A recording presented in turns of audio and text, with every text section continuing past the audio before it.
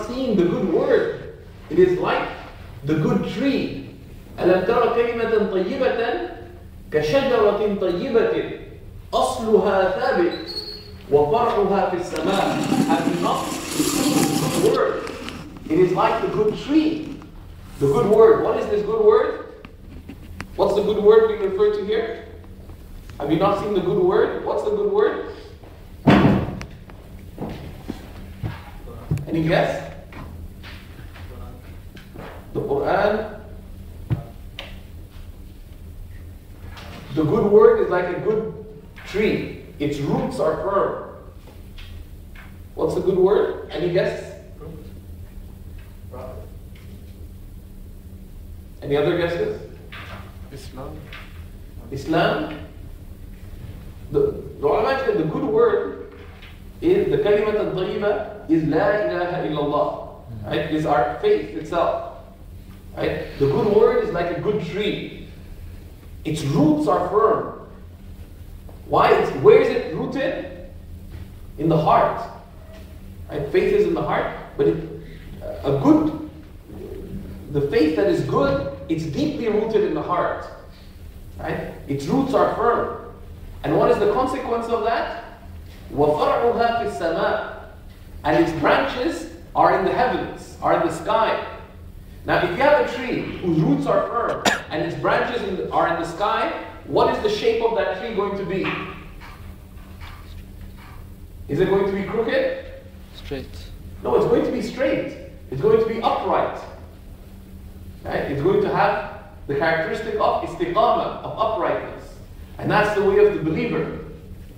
The Prophet ﷺ told us which specific tree the believer is like. What tree is that?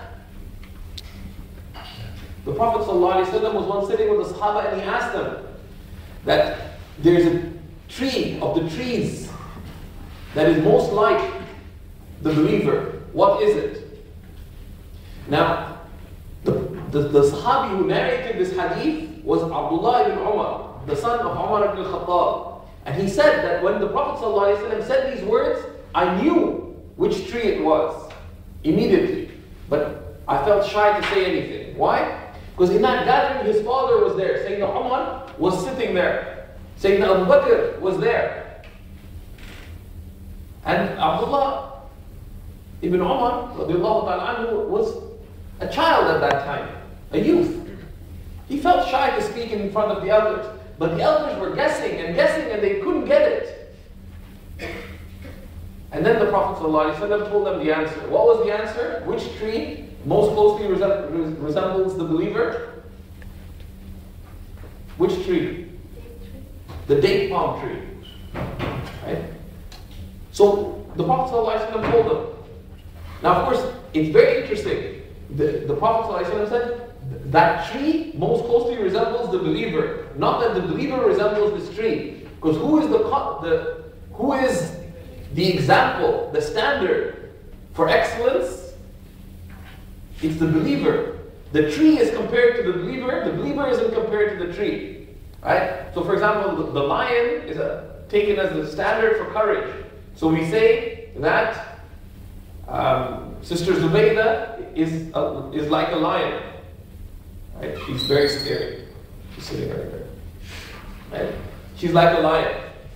Right? Because the standard is the lion, and we compare her courage to that of the lion, her bravery to that of the lion. But here the Prophet ﷺ said the date palm tree is like the believer.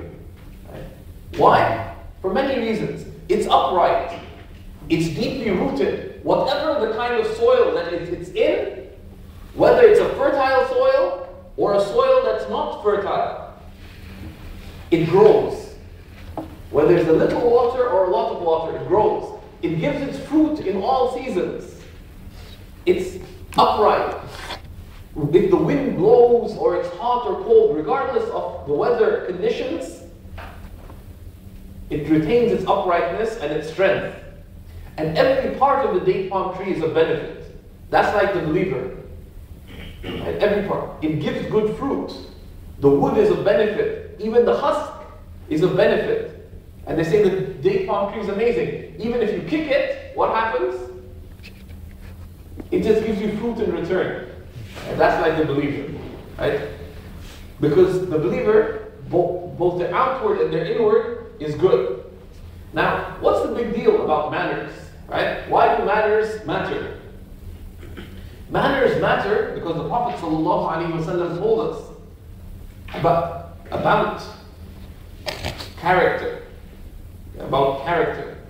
He said in the authentic hadith, أثقل شيء على الميزان يوم القيامة حسن الخلق. The weightiest of matters on the scales on the day of judgment is what? Is good character. And furthermore, the Prophet ﷺ tells us that إِنَّمَا بُعِثْتُ لِأُتَمِّمَ مَكَارِمَ الْأَخْلَاقِ, that I was only sent to perfect noble character. I was only sent to perfect noble character. So he defines ﷺ his mission as what? As perfecting good character. This is also noteworthy, of course, for us living in a non-Muslim land, that the Prophet ﷺ, though he came in an age that was very troubled, an age with so many problems, it was referred to as Jahiliyyah, right? The age of ignorance. Yet, what was the outlook of the Prophet ﷺ to society at large and to his mission? He did not say, I came to drag these people from disbelief to belief and this and that. No, the Prophet ﷺ described his mission as, I was only sent to perfect noble character. He saw the good in society and recognized it, and he acknowledged it, and saw his role as fulfilling the human potential that they possess. Right? Because we see that people have a natural fitrah, a natural disposition that's good. Right? And they fall short of that standard of good that Allah has created them on. So the believer looks at the good of other people and sees that their basis, their asl, is good. Right? And they may be falling short. So our duty is to bring them back to that good and to give them the means. Right? When we call people to Allah, we're calling them back to fulfilling their human potential. And in the coverage of this text, Imam Ghazali tells us that there's three main reasons why he's explaining the prophetic character.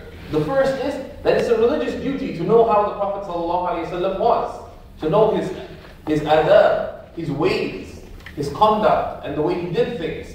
The second is to increase in faith by learning about the noble character of the Prophet ﷺ.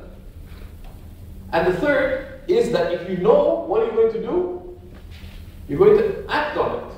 Right? So, but an action that is based on knowledge. So these are some of the reasons.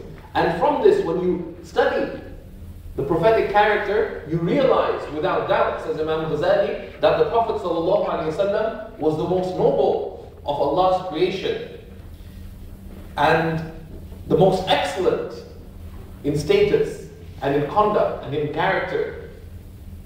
So this is why he chose to put this book in his Ihya, in his great work on how one revives one's deen. And he begins by describing how the Prophet ﷺ was. And he says in these beautiful words that